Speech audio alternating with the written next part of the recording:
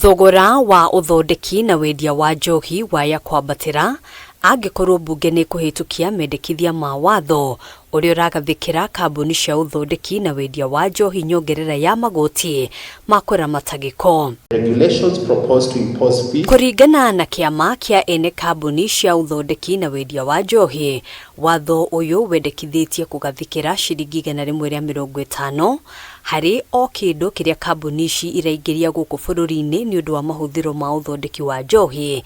Riri o kambuni irabatarania kurihaga ciringi 100 cia marua ma wira o mwaka, mbeca iria ciongererekete kuma ciringi 10,000 o mwaka. Manufacturers will have to pay Producer Responsibility Organization a fee to manage the post-consumer waste on the same item that paid Kenya shilling 150 on importation.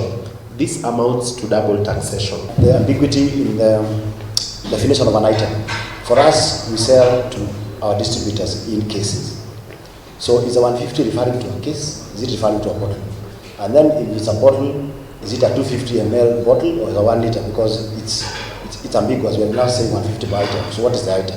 Angikorwo watho uyu ni ukuhitukio ni bunge, kiama giki kiugite kambuni nyingi itigwitiria kuruta wira kuona thogora wa uthondeki na wendia wa njohi utanyitwo kwambatira na gicunji kia 70 hari igana. The regulations carry the risk of making businesses untenable as they would increase the cost of making goods and drive it so high that the goods will be unaffordable to make and sell to consumers. And the increase of the registration fees, which have increased 10 times. This was not the initial number. The current proposal is 100,000. Initially it was 10,000, so we were not consulted on the increase. Kiama giki oho gikiruta mukana wa kuongerereka kwa wendia na unyui wa njohi thumu iri itakinyanirie ikiro. Last year's research indicated that 59% of alcohol sold in Kenya is illicit.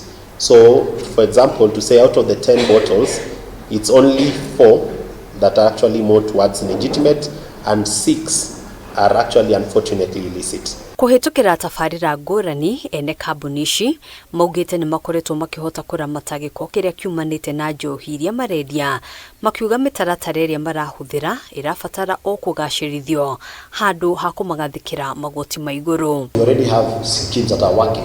Why don't we go on with that? And we already paying money to the PRO where we are members, and that's where the fees collection should be done, but not on any item that is imported for manufacturing, because it also makes us very uncompetitive compared to our neighboring countries. There are things we've always done together to ensure that we are responsible corporate citizens. The level of collaboration we are asking for is, one, we want and we don't have an issue with the regulations. We support a drive to where people need to join the PROs. We also support a drive whereby people are meant to ensure that there is sustainable waste management. Haduini Hakameme TV, Jitagugina, Wawadiro.